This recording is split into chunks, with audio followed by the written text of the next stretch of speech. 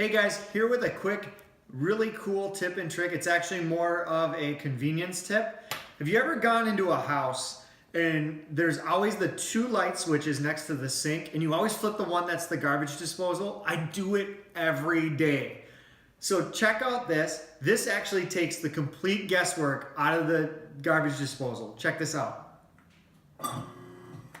What?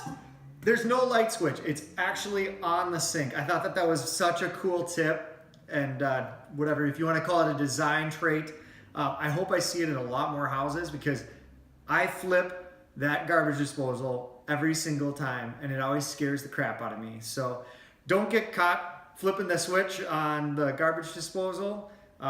Let's see some more of these. Tell us what you think of this design trend. Would you like to see more of it? I know I would. Have a good one, guys, and go Team Kirk.